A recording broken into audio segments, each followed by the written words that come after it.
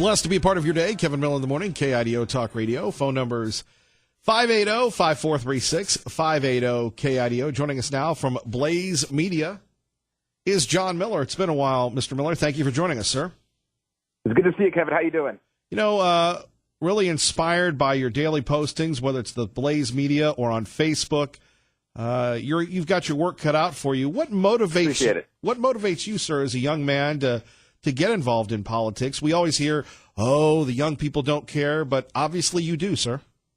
No, I think, you see a lot of people starting to care, which I think is good. I think, what motivates me to get involved in politics is that the actual things that happen in Washington, D.C., where unfortunately I am now, they affect everyday lives for everyday people. And so we do, daily videos. We do, our posts are inspired to inform the American people about what's going on. Because at the end of the day, Kevin, so many people in Washington, so many people in the White House press corps and reporters in Washington only report on things that interest them, that interest people in this kind of elite bubble. And so what we try to do is make sure that that the policies that affect people at home are actually related to those people so that they can realize that the decisions that are made in this town actually have real life consequences and are actually really important, if not the most important thing. Well, I'm trying to figure out where do we begin. Obviously, let me ask you this one, sir, Mr. Miller, and I respect you because of your commentary, because of your work, because of your passion. You decide what you're going to talk about. You have a team. You figure out what is news. Are we making too much out of the thing with what's going on in Virginia? Obviously, the governor caused a lot of attention when he had his comments on abortion. He has said some horrible things. He has done some horrible things. He had the revolting news conference. Now we've got the comments of the Attorney General. That was the lead on every Sunday show last week. Would that be more important than previewing the State of the Union? Am I missing something? Well, it's interesting with that scenario. I think that his comments on abortion are probably some of the most important comments to be made because it reveals the Democrats. They've completely taken their mask off for who they are. And it actually ties into the State of the Union because the comments that he made, the president talked about it at the State of the Union. And, you saw essentially a whole group of Democrats sit for Trump saying that we want to ban late-term abortion, a point at which the baby can feel pain. We want to ban aborting that baby. A huge group of Democrats, they sat for that. And we heard Northam's comments last week about what he thought about abortion. So I think that's a really important story because it reveals the Democrats for who they are. Unfortunately, that story has been completely upstaged by this whole blackface controversy, which I do believe people are making too much out of. It's, these guys took, maybe whether we don't have context, but maybe it was a stupid decision, a stupid picture. But I think that's not nearly as bad as the comments he made last week, and not nearly as important as the Democrats revealing how they view this issue of late-term abortion and abortion at a point at which the vast majority of Americans believe should be unacceptable. John Miller joining us from Blaze Media, the White House Brief, redefining how news and commentary is disseminated. We had you on, sir, when you were with CRTV. You guys joined forces. How is getting the message out in the new media more or less effective than the traditional ways? And do you consider yourself a trailblazer in this?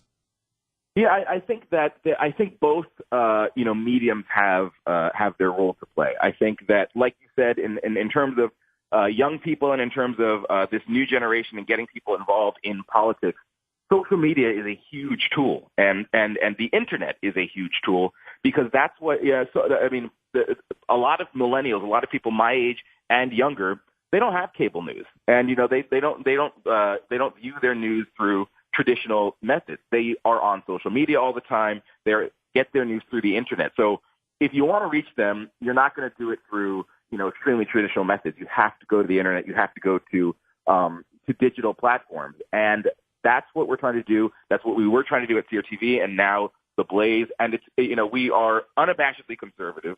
We give our listeners and our viewers and our readers ideas from all over the conservative spectrum. So, we're not trying to force one particular view down people's throats. We're saying, hey, if you believe in America, if you are pro-America, if you are pro-Constitution, this is a place for you. We have debates, we have conversations. And it's just a great way to get people involved in the conservative movement. But I think that in terms of traditional television, radio, those are all great. But you have to also go to digital because people are now going to the internet more and more, and that's where people are getting their news and information. Let's talk about you, Mr. Miller, the White House brief, the reaction to the State of the Union from right there in the belly of the swamp. It's interesting because the swamp's reaction to the speech was so different than most of Americans' response to the speech. You had the poll from CBS, I think yesterday, saying that 76% of Americans viewed the speech as positive, and CNN had similar numbers. So the American people very much so viewed the speech as a positive address, and were happy with it. In Washington, however, it was very different. You saw you saw live the reactions to the politicians reacting to the speech, the politicians on the left, how they viewed the speech, and then you have people in the media saying, "Oh, well, those polls, it must have not have been Democrats watching." Well, if you look at the numbers, clearly Democrats were watching because I think on MSNBC the speech got 7 million views. I don't think that many Republicans are watching MSNBC. CNN had millions of people watching it too. So the idea that it was only Republicans watching and that's why it was viewed so favorably is just not grounded in reality. It just isn't. John Miller joining us from Blaze Media, the White House Brief. Kevin Miller, KIDO Talk Radio. What do you make of the cameras pannings to the young ladies in white? You've got AOC. She doesn't know what to do. Again, as a millennial, your thoughts on one of the more famous millennials right now, Congresswoman Cortez. Yes.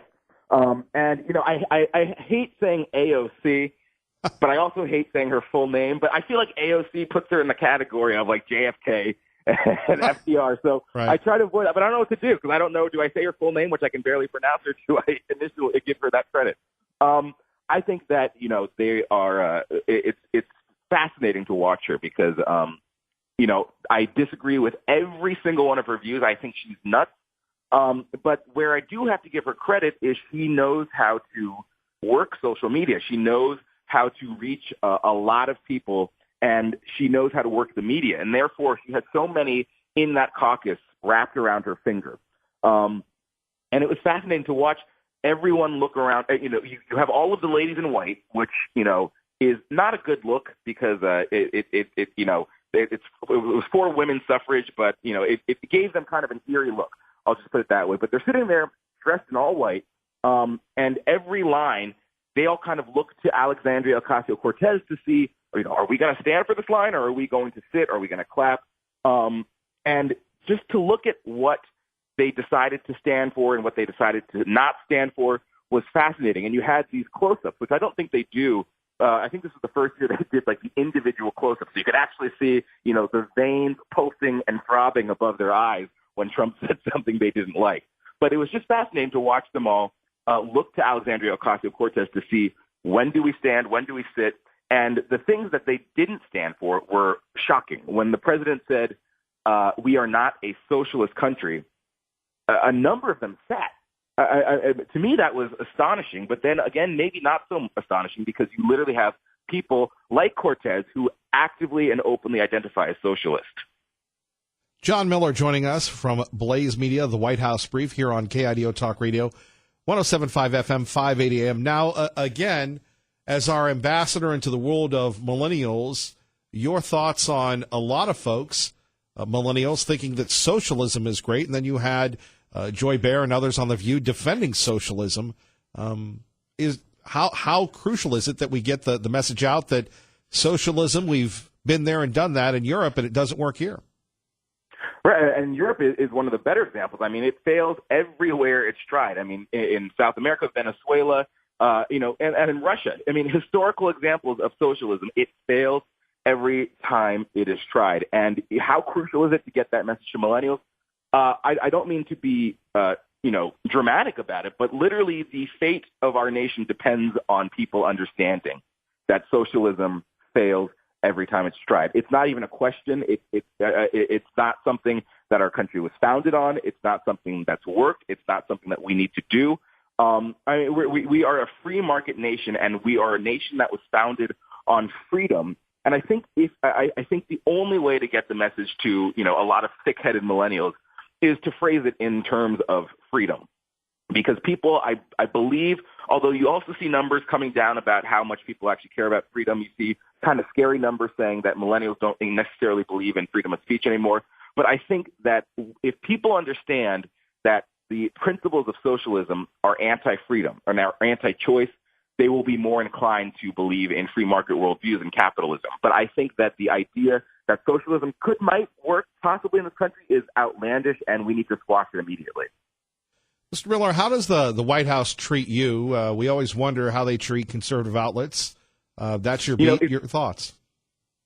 It's fascinating because, just some inside baseball about how, White House reporting works. The White House has not as much control over the White House press corps. So the White House Press Association is what actually controls how, the press briefings, how the press briefing room is set up, who gets a seat, who gets to sit where, and a lot of access. And they are a very liberal organization. They won't admit it, but they are absolutely a very liberal organization. So a lot of the White House press reporting is still determined by, an old club in Washington that is run by liberal elitists. In terms of access that they can grant you, though, the White House has been fantastic. I mean, they have been open probably more so than any other administration in terms of granting new media companies like The Blaze, companies like formerly CRTV, smaller conservative outlets, who aren't the big networks, who aren't CBS, who aren't NBC, who aren't even Fox News, get access to the White House and be able to participate in a lot of the briefings and a lot of the information sharing that goes on there. So the White House has been great. The association, the White House Press Association that runs, we got to work with them a bit. I understand. John Miller joining us, the White House Brief, and a plug for your show, sir. Thank you. I appreciate it. Well, no, that's just where I'm going to say this is sorry. I thought you said applaud for your show. This is where Kevin Miller gives you those uncomfortable, open-ended questions. Please give. I thought you said applaud. Yeah, no, you can find my show at blazetv.com. That's where my show lives. But you can also follow me on Twitter, which I post my show there as well. Twitter, my handle there is MillerStream on Twitter. Also find my show at blazetv.com. And we can occasionally catch you on Facebook as well. Correct. Yeah. Facebook.com. If you want to watch Facebook, Facebook.com/White House Brief. That's the name of my show. Facebook.com/White House Brief. John Miller, great to have you back and continued success, and we appreciate you looking out for us. Appreciate it, Kevin. Thank you so much. Thank you. There we have it. John Miller joining us. Check him out. A great young man that's got a lot going on and really reaffirming what's right for America. Kevin Miller on 107.5 FM, 580 AM, KIDO Talk Radio. Kevin Miller in the morning, KIDO Talk Radio. Phone numbers 580-5436. 580-KIDO. The libs are mad about socialism. They want us all to wear Mao suits, embrace socialism, and give the government all of our money. He knows, he sees it. 60% of Americans believe in a 70% marginal tax rate in incomes over $10 million. And frankly, he has no substantive proposals to counter. Now, don't you love when somebody who's very, very young, unlike our friend John Miller, who has life experience, who is working, and this young lady, Alexandria Ocasio-Cortez, is a congresswoman. And because of her upset of a big wig lib in New York, now all of a sudden it's like she knows something. It's got to be a challenge when you have the life experience, when you know this is bad, to hear the ignorance coming from a congressperson. He knows that he's losing the battle of public opinion when it comes to the actual substantive proposals that we're advancing to the public. You ever hang out with someone and they say a bunch of words, but you don't know whether or not they really know what the words mean? I thought it was fabulous because it shows that we've gotten under his skin. He sees that everything is closing in on him. Right. It's all personal. Now, with respect to people that pour the drinks, and look, you get a good bartender who can mix a good Shirley Temple, I'm all about it. But I believe her claim to fame before she became a congresswoman, she tended bar. Now, look, she's not like most Americans that work 2 or 3 jobs. She's not like most Americans that are married and have families or divorced and have families and understand responsibility. She's still very young, naive, and the media has coronated her as the queen of everything. We need to look at her because she knows how to work Twitter. My goodness gracious. Twitter? Really? He has no vision for this country. Everything is about what he doesn't want. Everything is about the boogeyman. But he actually has no positive, substantive vision or ideas to advance for the United States of America. I think we saw that tonight. Right. I don't know what speech she was watching, but the President of the United States said absolutely nothing positive. She doesn't consider this positive. America saved freedom, transformed science, redefined the middle class, and when you get down to it, there's nothing anywhere in the world that can compete with America.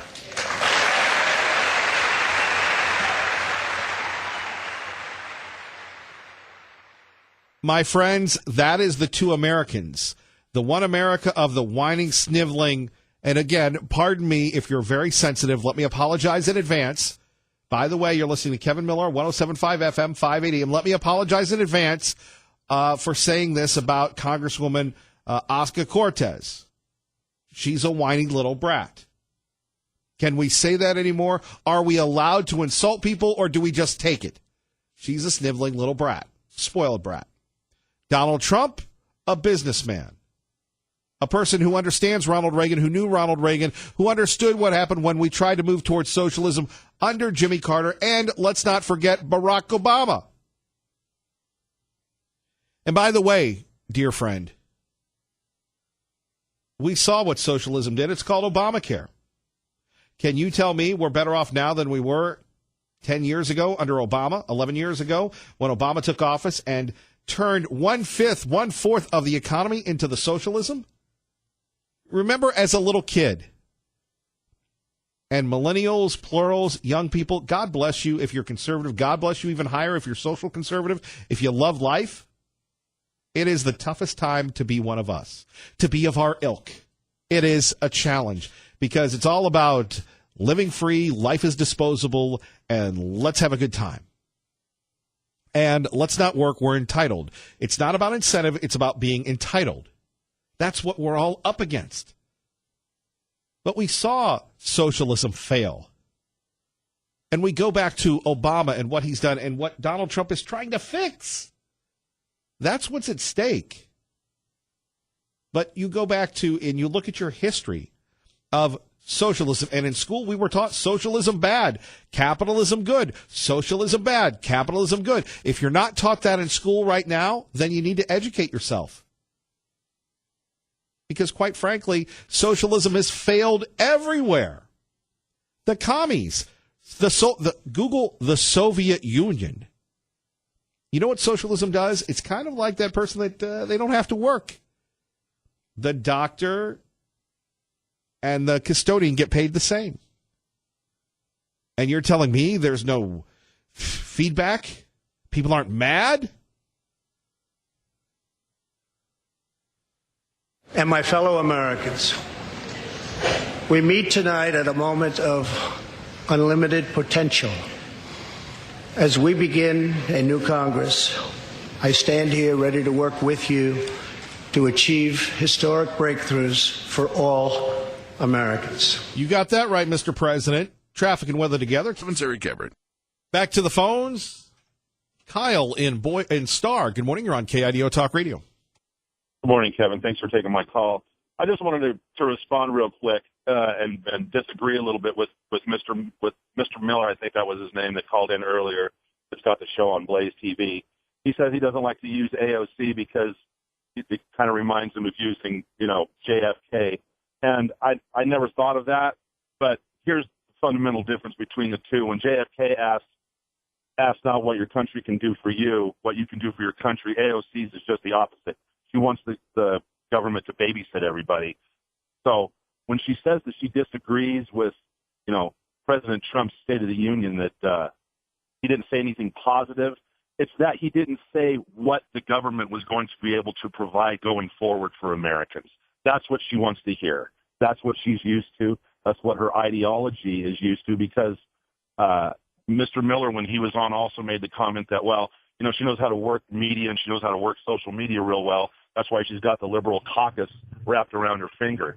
The fact of the matter is that just shows how intellectually shallow those people are. If they're going to let a millennial come in, that collectively, that none of them have any idea how the United States of America was designed to operate culturally, spiritually, or legislatively. And they're just looking for ways to manipulate government to do their bidding. What can you do for us? What can you give us? So freedom doesn't matter to these people. The sanctity of life doesn't matter for these people. It's all based on what Aristotle called appetites and passions. And that's all that they know how to do. They don't know how to appeal to a sense of reason or reasonableness and to control those passions and those appetites. It's all based on what can the country give us to make us feel good in a minute. And it's I think I heard the term yesterday, from womb to tomb, the government will take care of us. That's all I got, Kevin. Have a great day. Kyle, outstanding, quoting Aristotle right here on 107.5 FM, 580 AM. Kevin Miller, KIDO Talk Radio. Good morning, Maggie. Good morning, Kevin. And to Jeff Manasso joining us now from Chicago. Fox News Radio, only on KIDO Talk Radio, right here in the Treasure Valley. Good morning, Jeff. Hey, good morning. Congrats on your team. What'd you think? I think that I didn't watch a lick of it.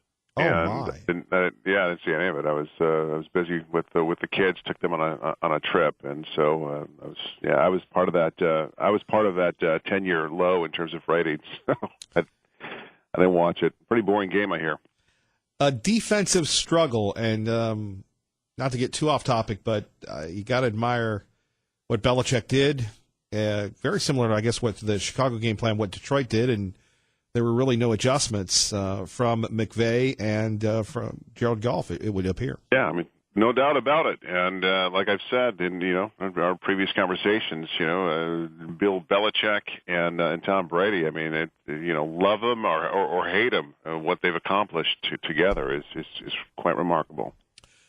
All right, indeed. We'll see what happens, and of course the NBA trade deadline and all the drama there. But real drama going on when we're talking about the Jamie Closs kidnapping suspect and the court hearing. Yeah, so 21-year-old Jake Patterson, the suspect was wearing an orange jail jumpsuit, and he was shackled yesterday as he showed up in his first in-court appearance in Barron, Wisconsin, and he waived his right to a preliminary hearing in the kidnapping of 13-year-old Jamie Closs and the killing of her parents in Barron, Wisconsin last October.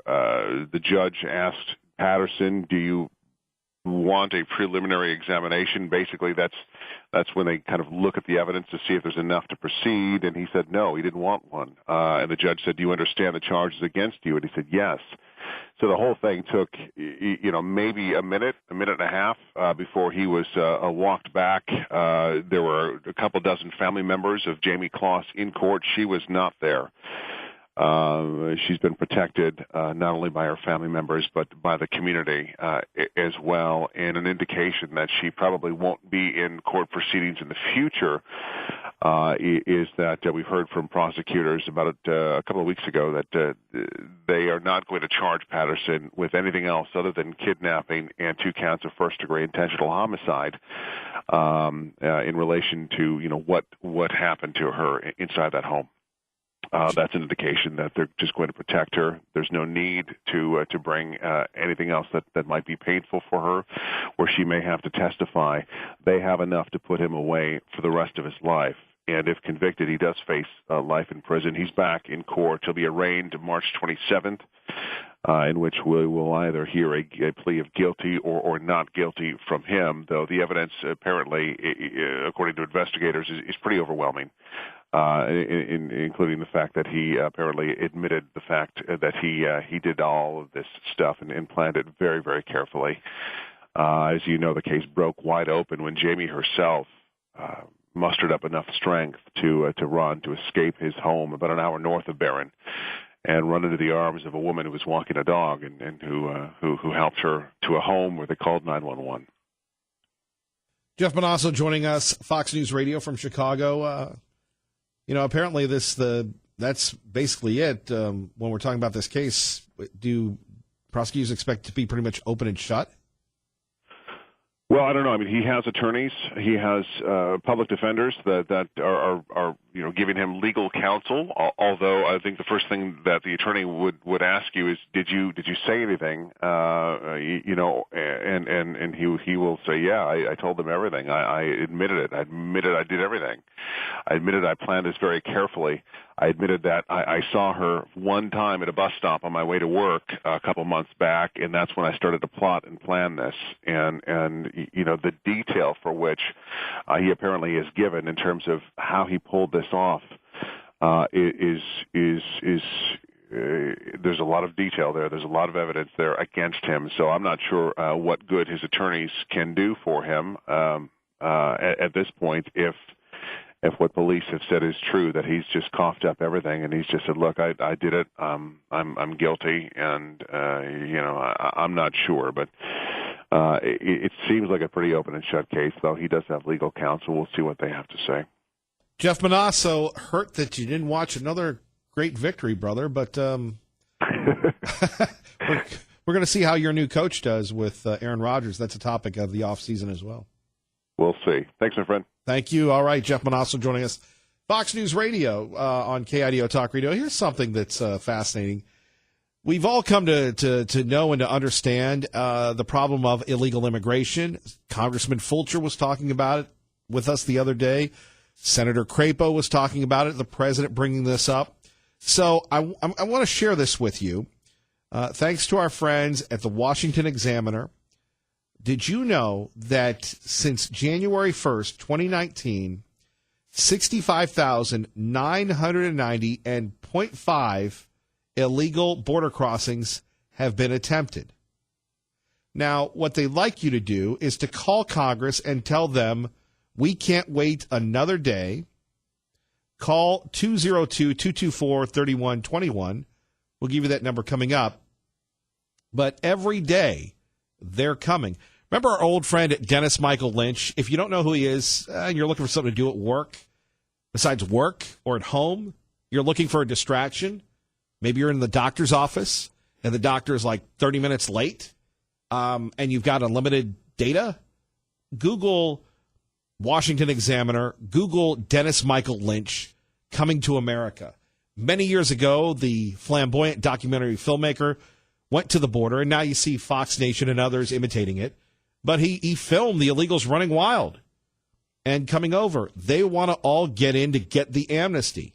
Now, not to be confused with the truth, on CBS, we've got Chucky Schumer talking to the morning show with 75 morning show hosts talking about illegal immigration. And believe it or not, they agree with Chuck that the illegals aren't coming to America anymore.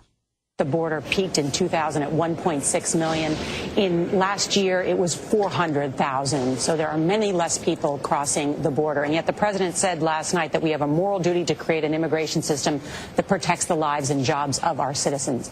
Are you going to get something done with the president to make sure there isn't another government shutdown? Well, I think the president realized that the shutdown that he caused and bragged about was a failure. And for this president, who seems so impervious to what's going on, in this case, I think he touched the hot stove and he knows it. So the real answer for the president, stay out of it. We've set it up so that Democrats and Republicans, House and Senate, can come to an agreement and keep the government open. And if the president stays out of it, they're very likely to come to a good agreement. Senator, let me ask you another question about the border. The president called it a moral issue, this question of illegal immigration, and he said no issue better illustrates the divide between America's working class and America's political class than illegal immigration. Right, and there we have it. Schumer does go on to answer that question. We don't have that clip. But you're talking about 65,000 people coming in just a little over a month. Now, here's the number for Congress, 202-224-3121. I believe that goes to the Senate. 224 is the Senate. 225 is the House. Think about that, though. When you're doing your own thing, minding your own business, trying to make sure that your kids, your grandkids have a future. If people are coming in and stealing that future away, what's next? And then you have one political party saying, it's okay. we're going to sit back and just let this happen.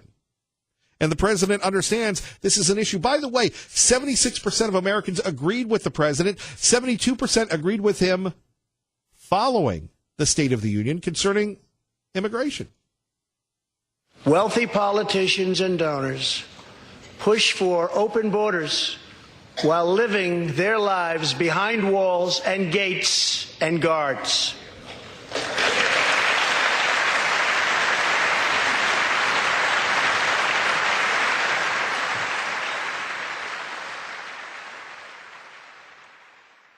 He's exactly right. And by the way, when has it become not so common for lawmakers to support law enforcement? There hasn't been a president living that has supported law enforcement more than Donald John Trump. By the way, compare Mr. Trump to Obama and the attacks on police officers, right? We will always support the brave men and women of law enforcement.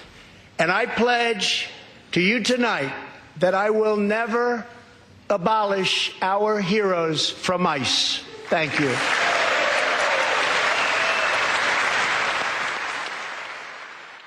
Now, how would you like to be one of the toughest jobs ever? An ICE officer, Immigration's Customs Enforcement. Okay? So, first of all, you've got to deal with the baddest of the bad. Criminals coming into America. And then you have people that are enablers, accomplices. That's what they call it in the criminal code. You're an accomplice. You commit a crime and somebody helps you, you're an enabler. The criminal code, you're an accomplice. I remember somebody saying to me once in Idaho, maybe they listen to this program, maybe they don't. Really nice person. Don't want to tip you off either way. So during one of our adventures when we're touring the Treasure Valley, this person takes me out to breakfast. I don't miss many meals. And they said, Kevin Miller, you know, I deal with a certain segment that they're worried about being safe. And I'm going, safe? Safe from what? Safe from the boogeyman? Safe from criminals? Safe from whatever? No, being deported. And I go, are you kidding? And this was during the Obama regime. And I said, nobody enforces immigration laws under Obama. But we have people saying, well, we've got to keep them safe. Well, if you're doing that, you're an accomplice. You're breaking the law, aren't you? 580-5436, 580-KIDO. In the past, most of the people in this room voted for a wall, but the proper wall never got built. I will get it built.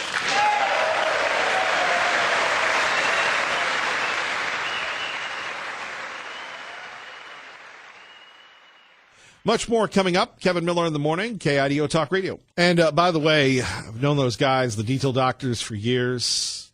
Wonderful people. And as you just heard, those folks go everywhere. They train.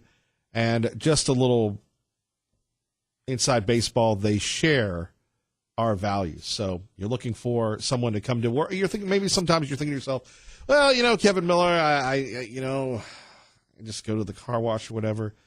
These guys come to your work. I've seen them do them on all the vehicles. And look, if you're like us here at the radio station, we're fiscal conservatives when it comes to being ghetto fabulous.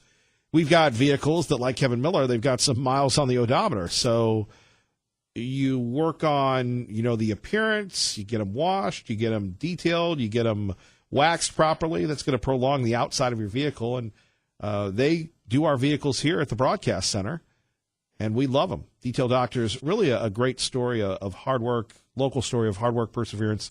I recommend them. They're great guys, and we appreciate them believing in the message here. Phone numbers here, 580-5436, 580-KIDO. Got a little distracted there as I was yapping about the Detail Doctors, but you know, we talk about the wall, and we'll take your calls on that one. And, a big brouhaha before we get to Senator Risch is this hemp controversy.